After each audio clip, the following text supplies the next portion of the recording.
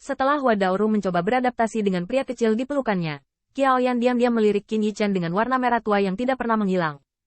Haruskah saya mengucapkan terima kasih? Atau haruskah saya mengatakan bahwa tidak perlu terlalu rendah hati antara Anda dan saya?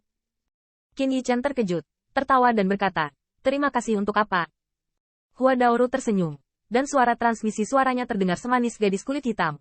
Aku tidak percaya kamu akan berhutang budi. Kamu sebenarnya bukan kayu.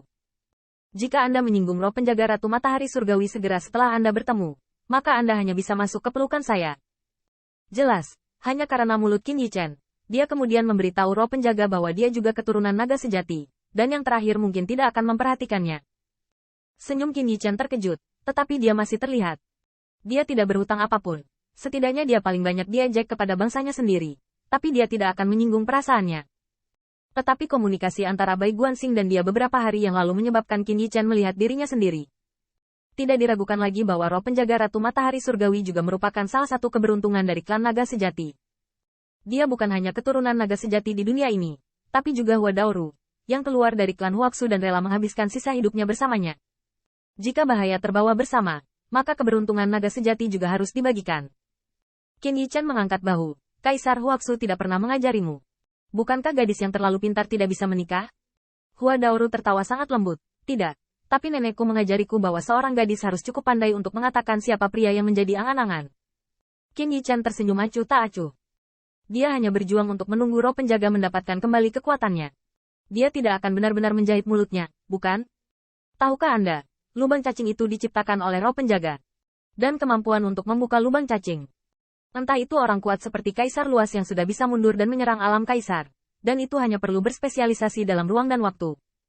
Qin Yichen memandang roh penjaga di pelukan Hua Daoru.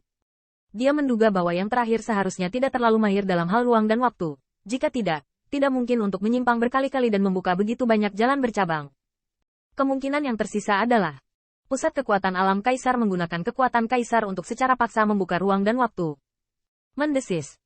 Qin Yichen menarik napas. Bagaimana dia bisa mengatakan bahwa dia juga keturunan naga sejati? Bahkan jika dia tidak berbicara pada dirinya sendiri, dia tidak bisa bunuh diri, kan? Saat ini, suara Yao Yuekong terdengar seperti senyuman tapi bukan senyuman. Apakah jubah Kaisar ini tampan atau tidak, keturunan naga sejati? Qin Yichen terkejut dan tidak mengucapkan sepatah kata pun. Dalam wormhole battle, dia siap menukar tubuh bawaannya dengan permaisuri dan Dewa Kaisar Gajah.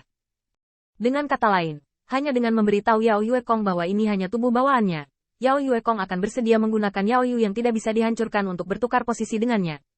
Siapa yang ingin mengolok-olok orang lain? Tampan, bisakah kamu tetap tampan? Qin Yichen menjelaskan bahwa itu asal-asalan, dan Yao Yuekong juga tersenyum tipis, seperti yang dikatakan Bai Guanxing. Dia bisa menebaknya sejak lama, tetapi dia tidak pernah berhasil. Di pertarungan sebelumnya, aku bertarung dengan sangat baik. Yao Yuekong tiba-tiba berkata, satu-satunya cara yang terpikir olehku adalah berjuang untuk jalan berdarah. Dalam menghadapi pengepungan seperti itu, Yao Yuekong sangat jelas tentang kemungkinan menang dalam metodenya. Tetapi metode Qin Yichen dapat membuat mereka sangat melukai permaisuri dan Dewa Gajah. Pertempuran ini cukup terkenal bagi ribuan orang. Bahkan dapat dikatakan bahwa keagungan Qin Yichen yang bertempur dalam pertempuran ini lebih menakjubkan daripada bersulang untuk Yuan Tiandi selama pernikahan suku Dewa Gajah. Dan itu telah membuat semua suku kagum. Bagaimanapun, Kaisar dan Permaisuri sangat siap untuk pertempuran ini, dan Kaisar Dewa Gajah tidak melepaskan air, dan semua Kaisar juga benar-benar berdiri di sisi Permaisuri. Namun akibatnya, Permaisuri dan Kaisar Gajah terpukul keras.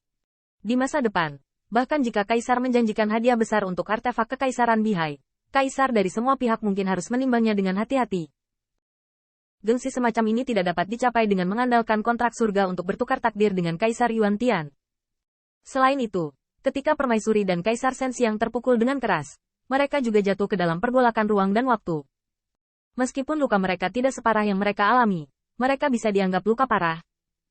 Khususnya segel Kaisar Brahma, tidak ada alat pemurnian menjadi Kaisar, atau diperbaiki sebagai harta karun seperti palu Kaisar Luyu, dan kekuatan masa depan pasti akan didiskon. Hal yang sama berlaku untuk Kaisar Sensiang. Luka yang diderita oleh Kaisar yang kuat tidak mudah untuk disembuhkan. Untuk jangka waktu yang lama, Kaisar Sensiang juga harus jujur. Meskipun Permaisuri dan Yuan Tiandi adalah suami istri, dan Yuan Tiandi adalah murid Heiju, dapat dikatakan bahwa selama pergolakan ruang dan waktu tidak tertangkap di depan Kaisar Ke, dia hampir tidak akan pernah mati. Tetapi ini tidak berarti bahwa Permaisuri benar-benar aman dan sehat. Qin Yichen dan Yao Yue Kong dapat hidup, mengandalkan sepenuhnya pada pakaian brokat surgawi. Dalam analisis terakhir, itu adalah berkah dari keberuntungan klan naga yang sebenarnya. Kalau tidak, bagaimana mereka bisa bercanda dengan gembira sekarang, dan mereka sudah lama mati karena kesetaraan. Meskipun permaisuri adalah permaisuri dinasti, dalam hal keberuntungan, dia mungkin tidak lebih baik dari Qin Yichen. Dan dalam pergolakan ruang dan waktu, akan ada banyak luka. Apakah Anda akan mati? Faktor yang paling berpengaruh adalah keberuntungan. Tentu saja, keberuntungan Kaisar mungkin tidak terlalu buruk sehingga dia akan tertangkap di kaki Gunung Suci klan Kaisar Ke. Tetapi Qin Yichen tidak keberatan menantikannya. Sayang sekali dengan keberuntungan dan kebijaksanaan yang dibuat untuk itu, Lord Fan Yu masih menemukan secerca kehidupan. Jika ada kaisar lain di sekitar kita, Lord Fan Yu tidak bisa melarikan diri. Qin Yichen diam-diam menghela nafas, ini mungkin alasan hidupnya. Tapi Yao Yue Kong tersenyum dan berkata, jika kaisar juga seorang kaisar, permaisuri tidak boleh dikejar setelah memasuki dunia serangga dengan cara ini. Dan bahkan apakah kaisar akan memasuki dunia serangga secara pribadi adalah dua hal yang berbeda. Ini adalah singularitas takdir. Qin Yichen dapat menyentuh dan merasakannya sekarang, tetapi masih tidak dapat memahami semuanya. Dengan tambahan pakaian brokat surgawi, Yao Yue Kong akhirnya bisa berbaring telentang. Dia tidak tahu apakah jubah brokat surgawi bisa mengalahkan jubah kekaisaran, tapi brokat surgawi jelas lebih aneh daripada jubah kekaisaran. Karena jubah kaisar akan meledakkan kaisar dari penguasa jubah kaisar secara ekstrim, sehingga kaisar bisa seperti bintang yang memegang bulan, yang merupakan semacam peningkatan kekuatan tempur. Tetapi jika jubah kaisar jatuh ke dalam pergolakan ruang dan waktu, itu juga akan robek.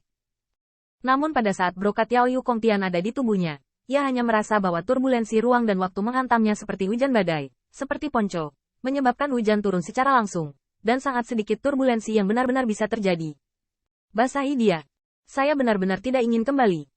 Yao Yu meringkuk bibirnya dan mendesah dengan Qin Yichen bahwa pergolakan waktu dan ruang telah membawa mereka untuk melihat luasnya alam semesta. Alam semesta jauh lebih dalam dari yang kita duga. Armor-armor yang menciptakan petasan secara ekstrim, keberadaan lightsaber yang dipadatkan oleh kekuatan bintang sebagai sumbernya, dan patung langit bulan iblis di kuil. Wawasan ini telah memperluas pengetahuan Qin Yichen tentang berbagai hal dan bahkan memanfaatkan hal-hal yang lebih sempurna. Mereka juga ada di dunia di mana ada senjata api. Tapi mereka sangat jarang, karena mereka bisa menciptakan pembunuh yang meledakkan Divine Power. Jadi pembangunnya sendiri bisa meledakkan Divine Power lebih kuat dari itu.